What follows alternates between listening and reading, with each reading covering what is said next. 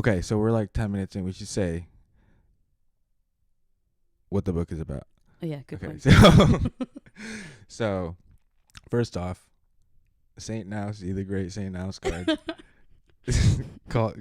gave it a sick, called it the greatest love story. No.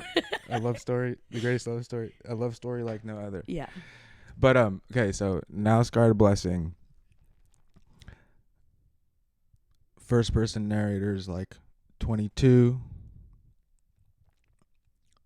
Meets a man, Kieran. Yeah. Is this good? They have a fiery, intense relationship. Yeah. I don't even know if this is necessary. And then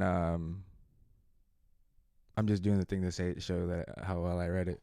And then goes home. I mean, it's similar to there's like goes home to family, just like goes home to family. Yeah. That's like kind of like I'm like relationships, like family. Yeah. Relationship gets messed up. Other Yeah. work. She's writer. He's a writer too, kinda. Yeah. Although she doesn't actually write. Oh no, anything. she said she writes, but she works at like a restaurant. Yeah, and I actually don't think, as far as I can remember, that she does write anything at all in the course of the book. I think it's like more of She writing diaries. Well, yeah, she writes diaries. Yeah, That's writing. Diaries. That's writing. She's writing diaries. She got that. She got a 6-part My Struggle in diary form. But yes, he's a writer. Yeah. Is he though? I feel like she's writing more than he's writing. Yeah, I feel like he's like definitely got the persona of a writer in a way that she doesn't. But maybe he does. I thought he was just like scrawling secret things and never shows anybody. Well, I think so. He's an art writer, so he like writes art criticism. That's right. And then some poems that she just there's like that scene where he's like referring to his ex-girlfriend in some poem, and then they have this big blow up. Yeah. So he goes home. She goes home for Christmas. Yeah. And then he just drops off the map, and then he's been like emailing his ex-girlfriend the whole time, and she gets that's the narrator gets upset, and it's just all bad. And then then there's a couple relationships that she has after, but and then maybe that's enough. We shouldn't say the whole book in case someone hasn't read it. Yeah, it's just I think most of the rest of it is just about her managing initially to like win him back and kind of grind him down and to domesticize him, or however you say that word. Yeah. And then the failure of all that and that kind of going catastrophically wrong for her. Yeah. And then obviously her reacting against that failure in this kind of manic, insane, very dangerous sort of way. I guess that's kind of what my narrative.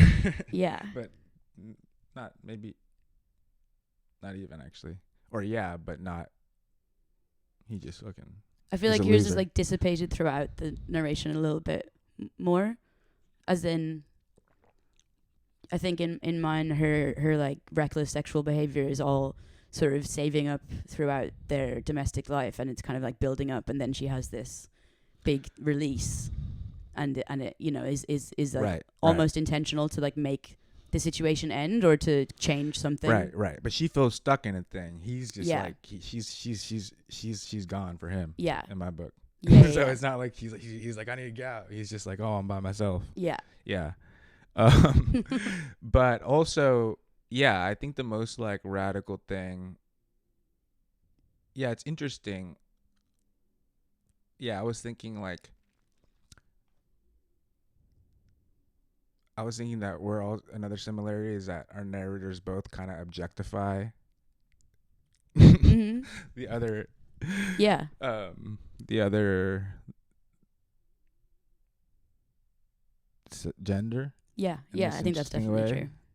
But it's not good when I do it. But I don't think it's good when I do it. As in when you do it. No, like for the general reception.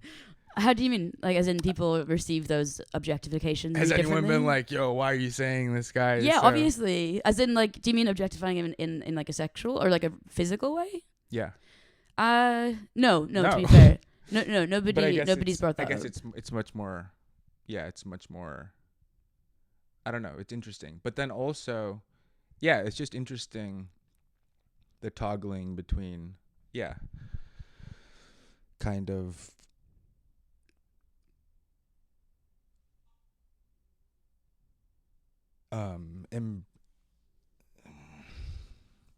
Like just like embracing a certain type of like, like masculine dude Mm-hmm. seemed like kind of different. Different Or like to. new, or radical. So like her. I don't know. He's just like this kind of. Yeah, but then it's also, it's also. Nah, maybe I should say all this, but I think also but then it's also, yeah, the last relationship, like kind of. Where she's in Athens, you mean? Yeah, when she's in Athens, and I'm just like, how did you write this? Like, I know it's like, come on, I know it's based off something. Like, Yeah. how did you write that? It was so savage. Did you yeah. Do I show it to People? No. No, I Okay. didn't show it to anyone, and except for my agent when I was writing it. We're breaking the fourth autofiction wall. But, Yeah.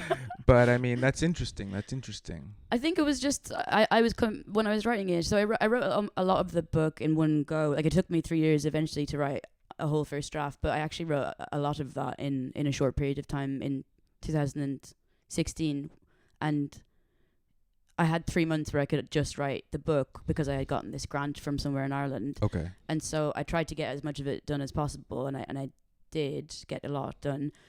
And at that point, like that point in 2016, I was just in a really weird place. Like, I'd come. That's when you first went to Athens. Yeah, exactly. So I actually wrote all that part, like the end part.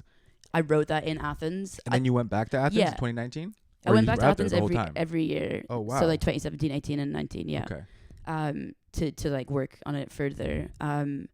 But yeah, so I wrote that end section that you're referring to now Yeah.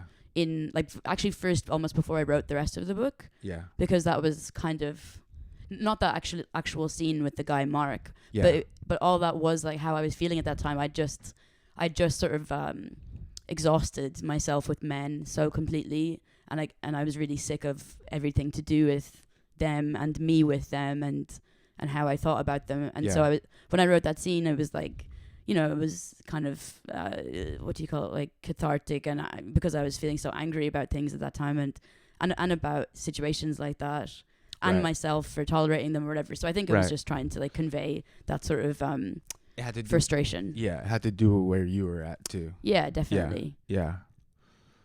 Because of course, like things like that scene, which are, you know, coercive but not crimes or whatever, they happen to like various degrees to a lot of women for years and years and years, and no more to me than most women. Like I didn't have like a terrible time with men in that way, loads, but of course it happened sometimes. Right. And then I just came to a place where it stopped seeming like possible to accept it anymore, or to like pretend that it wasn't bothering me. Right. Yeah. So it's like the early relationship is like pretty. Kieran's kind of like, I don't know, impulsive, but I guess, yeah, it's kind of like the dude is like being like too nice and complimentary, but then it's trying to like, kind of like not, but the way you presented that was almost like that was like sexual assault almost, or not sexual assault, but like almost like it was like way, you know.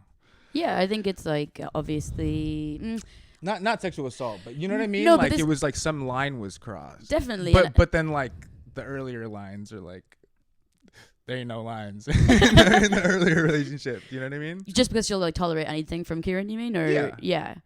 I think I mean that's not that. Yeah. Yeah, understandable insight. Like I think that I found it hard when the book came out when people would. I'm not saying that you're doing this, but when people would be like referring to things that happen in it and things that I maybe deliberately hadn't named, you know, like rape or eating disorders or things that are in the book, but I didn't on purpose like title them as these issues or whatever. Right. And then so it's kind of hard sometimes, especially when it's something like sexual assault, which obviously is like when it's the kind of thing that's happening in my book in that end scene. It's not like I don't think a crime has been committed there, but it's obviously like not okay behavior. And yeah, I think that it's hard to term then. Yeah, but she's also throwing herself into some crazy. Yeah. She also has like no boundaries with anyone. Right. When she doesn't want them or you know doesn't need them, she like overrides people's desires all the time and does things that again aren't crimes but like aren't ethically all right. Yeah. Or not even ethically all right, just not good for her. Yeah, that too. But also unfair to like the men involved, I think sometimes. Right. For sure. Okay. Yeah.